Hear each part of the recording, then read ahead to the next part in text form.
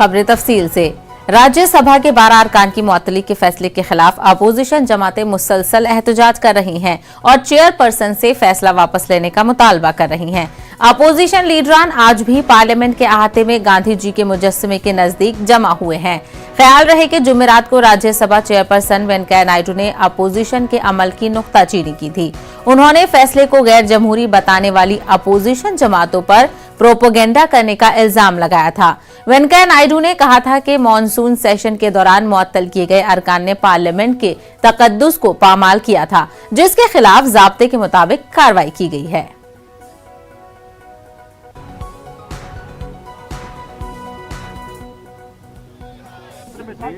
सुनिए, सबको दिखाई दिया मोदी जी ऑपोजिशन से डरते हैं, इसीलिए वो डरते हैं हमारे धरना से भी, इसीलिए वो इधर आ गए।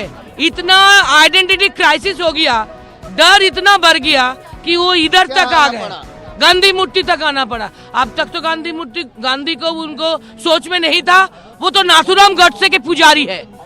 गांधी का सोच में आया कैसे? इतना डर गए। देखिए, ये सीधे तौर पर गुंडागर्दी है। बीजेपी का इस तरह का आचरण करना ये सीधा दर्शाता है कि वो लोग गुंडागर्दी पर उतर गए हैं, लोगों को अपमानित करना जानते हैं। उन लोगों से न्याय की कोई अपेक्षा नहीं की जा सकती है। हम लोग पीसफुल धरना यहाँ बैठे हुए हैं, जो 12 निलंबित सांसद हैं, और यहाँ आकर गुंडागर्दी करना ये क्या दर्शाता है कि इन लोगों को प्रजातांत्रिक मूल्यों में विश्वास नहीं है, जमहूरियत में विश्वास नहीं है, इस देश के संविधान में विश्वास नहीं है। सवाल यही है ना कि आपने आज बीजेपी का गुंडागर्दी देख लिया। 4 दिन से यहाँ एक पीसफुल धरना चल रहा था, इतना धरना चल रहा था, जो भी रजिस्टर हाउस में भी प्रोटेस्ट करने के बाद भी हमने जब वॉकआउट किया, हाउस को चलने दिया बिल्स के ऊपर। तो हमको कोई पार्लियामेंट्री डेमोक्रेसी से कोई दिक्कत नहीं है। आज यहाँ बैठने के बाद आप जिस तरीके से आए, आपको मोदी का माइंडसेट मालूम हो रहा है। ये जैसा कि अब मेरी बहन बताई थी कि वो डर रहे हैं, सच्चाई से डर रहे हैं, या गुंडागर्दी उतरा है, गुंडागर्दी से सब चलाना चाह रहे हैं, जैसा कि वो करते हैं हाउस में अपना जो चलाते तानाशाही, वैसे यहाँ भी चला चाह रहे हैं। ये आप खुद देखे, हम बोलने की जरूरत नहीं है, आपने उसका विटनेस है कि तो लगातार अपोजिशन पार्टियों का एहतजाज जारी है। मजीद बातचीत करेंगे हमारे नुमाइंदे रवि सिसोदिया, इस वक्त हमारे साथ जुड़ गए हैं। रवि, बयानबाजी तो आपने भी सुनी होगी, एक तरफ अपोजिशन का पक्ष है, दूसरी तरफ मरकजी हुकूमत का पक्ष है।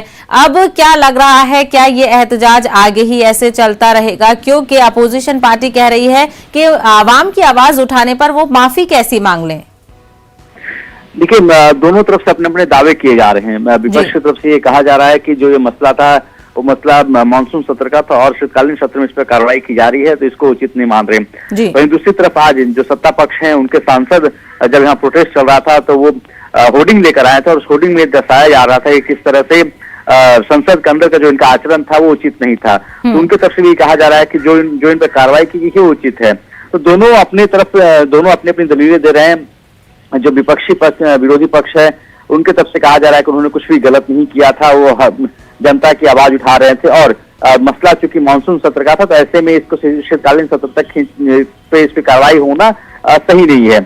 सत्ता पक्ष के लोगों का कहना है कि जिस तरह का व्यवहार सांसदों ने किया था, विपक्षी दलों के सांसदों ने, वो कहीं से भी उचित नहीं था और जो भी कार्रवाई की है उचित कार्रवाई है और उसी को लेकर आमने सामने हो गए। मामला इसका अगर बात करें तो जब वो गांधी प्रतिमा के सामने बैठे हुए थे, जब अपना धरना कर रहे थे विरोधी दल के सांसद, उस दौरान सत्ता पक्ष के भी सांसद वहां पहुंचे और उनके हाथ में वो होर्डिंग थी पुस्तक से, जिसमें दर्शाया जाता है किस तरह से मानसून सत्र के दौरान जो सांसद हैं वो ट्रेजरी बेंच पे वहां पर थे, वहां हो हंगामा कर रहे थे, जो सदन के अंदर वेल होता है वहां पे आकर हंगामा कर रहे थे। तो तमाम तरह की तस्वीरें थी, उस तस्वीरों में होर्डिंग को लेकर आए हुए थे। तो ये एक अलग माहौल देखने को, एक अलग तस्वीर देखने को मिली संसद परिसर के अंदर की, जब सत्ता पक्ष और विपक्ष दोनों आमने सामने होते हैं और दोनों एक दूसरे पर आरोप प्रत्यारोप लगा रहे थे। जी बिल्कुल, तो कहीं ना कहीं ऐसा लग रहा है जो पार्लियामेंट के सेशन है वो सदन के बजाय गांधी जी के मुजस्समे के बाहर अपोजिशन करती हुई नजर आ रही है।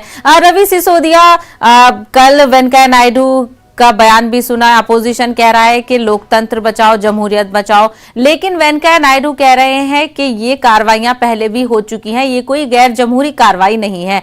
तो ऐसे में इस मामले का सॉल्यूशन क्या लगता है? निकलता हुआ तो कुछ नजर नहीं आ रहा है।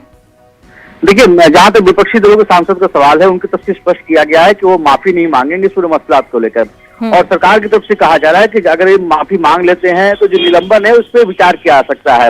हालांकि एक चिट्ठी जरूर लिखी गई थी मल्लिकार्जुन खड़गे की तरफ से, और ये कहा गया था कि जो स्पीकर जो चेयरमैन होते हैं उनके पास सारे अधिकार होते हैं, चेयरमैन अपने अधिकार का इस्तेमाल करके जो सस्पेंशन उसको रिवोक कर सकते हैं। वहीं सरकार की तरफ से कहा जा रहा है कि जो कार्रवाई की गई वो कार्रवाई उचित है, अगर उनकी तरफ से माफी मांगी जाती है तो उस पर विचार किया जा सकता है, ये दलीलें जरूर दी जा रही है। लेकिन सबसे अहम मसला ये दिखकर सामने आ रहा है कि दोनों की तरफ से कोई भी झुकने को तैयार नहीं है, और यही वजह है कि अभी की अगर बात करें तो कोई भी रास्ता निकलता हुआ नहीं दिख रहा है। क्योंकि दोनों पक्षों की अगर बात करें, क्योंकि ये पूरा सप्ताह सोमवार से शुक्रवार हो गया और अब जो कार्रवाई है सोमवार से शुरू होगी दोबारा, लेकिन अभी तक दोनों के बीच में कोई बातचीत नहीं होती दिख रही है, गतिरोध लगातार बरकरार है। तो ऐसे में कहना होगा कि अभी कोई भी पक्ष झुकने को तैयार नहीं, चाहे सरकार की बात करें चाहे विपक्ष की बात करें। बिल्कुल, तो दोनों के बीच ठनी हुई है। ऐसे में आज 5 रोज हो चुके हैं एहतजाज को। अब देखना ये होगा कि ये एहतजाज कहां तक जाता है और कौन इस मामले को लेकर झुकता है। रवि, हमसे बात करने के लिए बेहद शुक्रिया। वहीं कांग्रेस के राज्यसभा रुकन नासिर हुसैन का कहना है कि आवाम का मुद्दा उठाने पर माफी मांगने का कोई मतलब नहीं है। न्यूज 18 नुमाइंदे खुर्रम शहजाद ने खुसूसी बातचीत करते हुए नासिर हुसैन ने कहा कि हुकूमत का रवैया खुद पसंदाना है। गतिरोध बना हुआ है। हमारे साथ हैं सैयद नासिर हुसैन साहब, आप खुद उन 12 MPs में शामिल हैं जिन पर सस्पेंशन की कार्रवाई हुई है। क्या कोई रास्ता निकलता हुआ दिख रहा है? आज क्या आप लोग किस तरीके से अपनी रणनीति बना रहे हैं? देखिए, सरकार का जो अहंकारी रवैया है कि जो लोग जन से जुड़े हुए मुद्दे उठा रहे हैं उनको उठा के बाहर फेंक दो और अपने बिल्स पास कर लो। इनका रिकॉर्ड अगर देखेंगे तो 10, 11, 12 मिनट के अवसर पे इन्होंने बिल्स पास किया। संसद की कोई मर्यादा नहीं, कोई यहाँ पे डेमोक्रेटिक ट्रेडिशंस जो थे उसकी कोई इज्जत नहीं। यहाँ पे सिर्फ ये है कि कुछ बाबू लोग बैठ के बिल्स तैयार करेंगे, उसके ऊपर कोई बहस ना हो, कोई डिस्कशन ना हो, लाए जाए हाँ या ना में जो है हाथ उठाए और चले। इनको पता था कि हम लोग लखीमपुर केरी वाला मामला उठाएंगे। इनको पता था कि हम MSP की मांग करेंगे। इनको पता था कि हम ये जितने 750 किसान अपनी जान गंवा बैठे हैं उनकी मुआवजा की मांग करेंगे। इनको ये भी पता था कि कोविड में जो लोग मारे गए उनकी मुआवजा की मांग करेंगे। इनको ये भी पता था कि हम पेट्रोल, डीजल और गैस के दामें कम करने की मांग करेंगे। अब इनको ऐसा लगा, और रिपील के ऊपर डिस्कशन ये बिल्कुल होने नहीं दी। एक मिनट में इन्होंने पास किया। सरकार तो ये कह रही है कि हम चर्चा के लिए तैयार थे, लेकिन पिछले सेशन में जो कुछ हुआ वो अनडेमोक्रेटिक था, उसमें रूल तोड़े गए और बहुत सारे लोगों ने बहुत सारी चीज़ें की, उस पर कार्रवाई ज़रूरी थी। देखिए, पिछले सेशन में डे 1 से डे लास्ट डे तक जितने नोटिस हम रूल 267 के तहत दिए वो पब्लिक कर दे। हर दिन 8, 10, 12, 15 MPs नोटिस देते थे। कोई किसान आंदोलन पे दे रहा है, कोई एग्रीकल्चर बिल्स पे दे रहा है, कोई पेट्रोल फ्यूल हाइक पे दे रहा है, कोई एसेंशियल कमोडिटीज़ पे उस पे दे रहा है, कोई जनरल इंश्योरेंस पे दे रहा है, कोई गालवान क्राइसिस पे दे रहा है। इसके ऊपर चर्चा कहाँ करवाई उन्होंने? हम लोग तो चर्चा की ही मांग कर रहे थे ना, और लिखित में on record according to the rule of the house मांग कर रहे थे। आपने दी नहीं, वो लोगों के सामने रखे हैं, वो रिकॉर्ड है। कुछ हुआ पिछले सेशन में, उसमें सरकार का यह कहना है जो कुछ गलत किया सांसदों ने, मेंबर ऑफ पार्लियामेंट्स ने, वो उसके लिए माफ़ी मांग ले और आ जाएं। माफ़ी किस चीज़ के लिए मांगे? ये सारे मुद्दे जो लोगों से जुड़े हुए मुद्दे हैं ये उठाने के लिए माफ़ी मांगे। रूल के तहत नोटिस जो सरकार को दिए थे उसके लिए माफ़ी मांगे। ये जनरल इंश्योरेंस बिल जो जिस तरह से लेके आके 100-150 मार्शल को खड़ा करके, अगर इनके दिल में चोर नहीं होता तो ये 100-150 मार्शल को क्यों लेके आए थे? पूरा सेशन तो हंगामा हुआ नहीं, नाराबाजी हुई, लोग विरोध करे, कुछ चीज़ों की मांग करते रहे, कहीं हंगामा हुआ तो नहीं, मारपीट हुई नहीं, धक्कम धुक्की हुई नहीं। मार्शल्स को ला के आप खड़ा करके एक बिल पास करने की कोशिश करते हैं और प्रोवोक करते हैं, और कहते हैं कि अपोजिशन के एमपी ने हंगामा किया।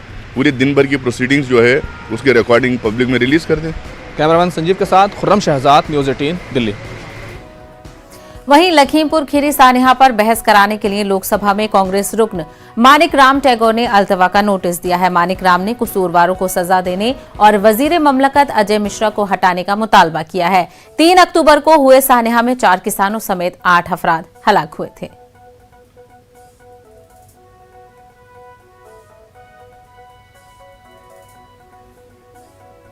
खबरनामे में फिलहाल रुकेंगे एक छोटे से ब्रेक के लिए, जल्द लौटेंगे कुछ और खबरों के साथ।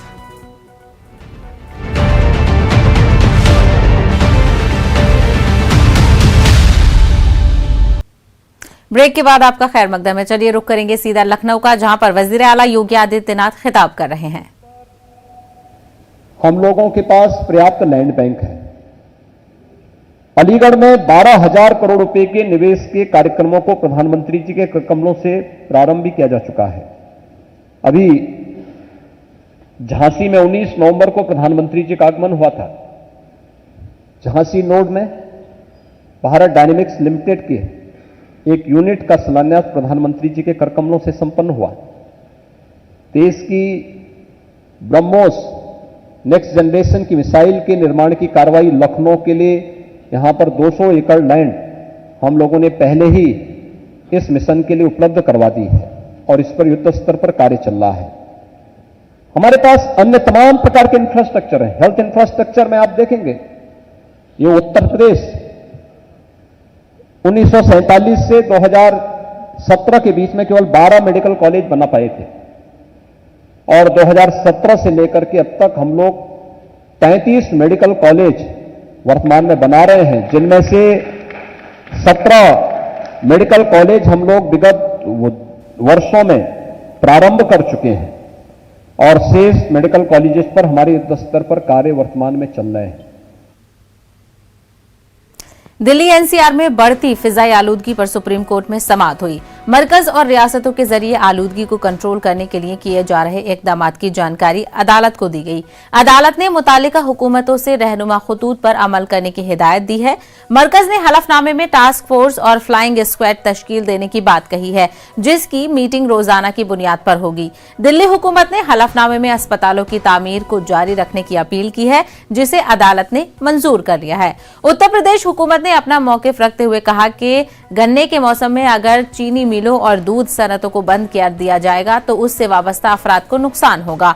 इस मौके पर यूपी के वकील ने मजीद कहा कि उत्तर प्रदेश में हवा पाकिस्तान की जानिब से आ रही है और पटना की तरफ चली जाती है, जिस पर चीफ जस्टिस ने कहा कि वो आलूदगी को कंट्रोल करने के हवाले से जानकारी दें, कुदरत को अपना काम करने दें। उन्होंने वकील की चुटकी भी ली। सीजेआई ने कहा कि तो आप पाकिस्तान में सनतों को बंद करना चाहते हैं। तो इसी मामले पर मजीद बातचीत करेंगे हमारे नुमाइंदे सुशील पांडे इस वक्त हमारे साथ जुड़ गए हैं। सुशील पांडे, आज सुप्रीम कोर्ट में समाअत हुई, आज तो चुटकी वाला माहौल भी देखने को मिला। कहीं ना कहीं अब हुकूमत इसको लेकर बेहतर इकदामात की तरफ चल पड़ी है।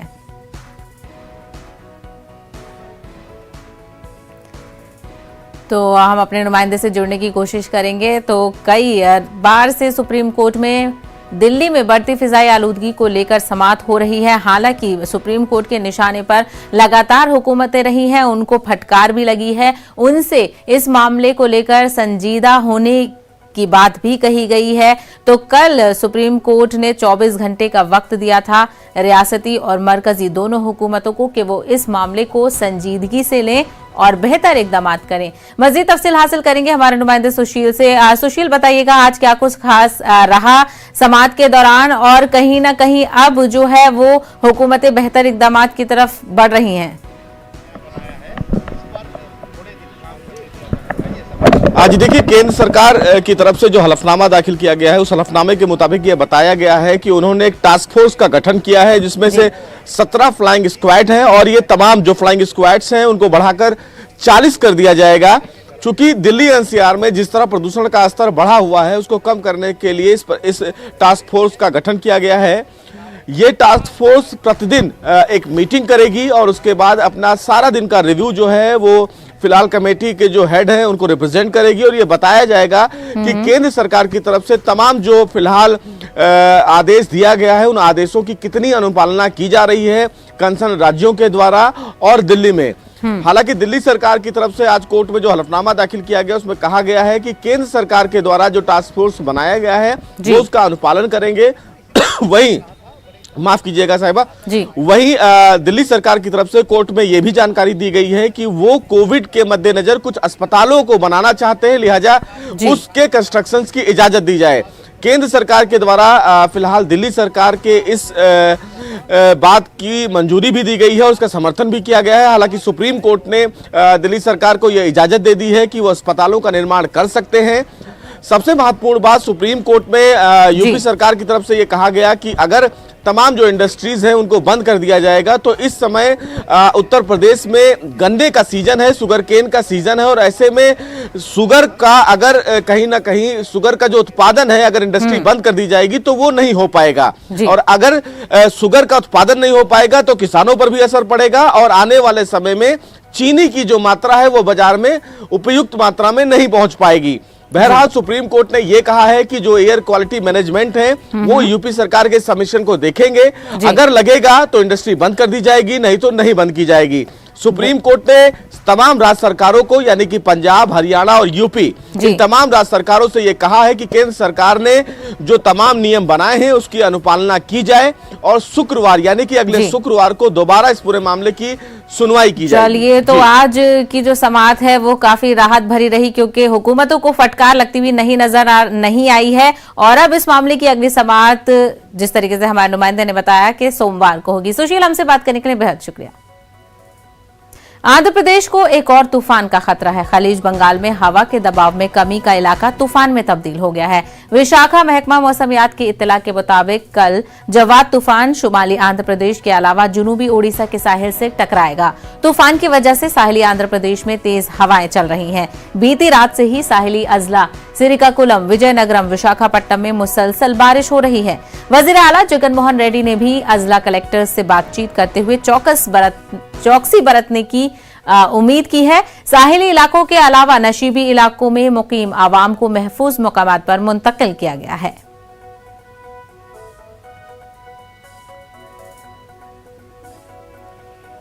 वहीं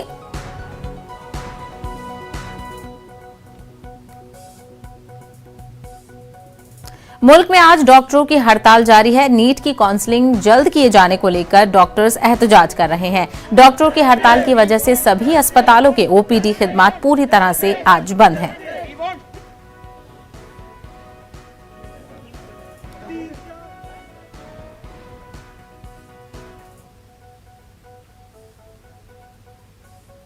खबरनामे में फिलहाल इतना ही। दीजिए इजाजत। आदाब।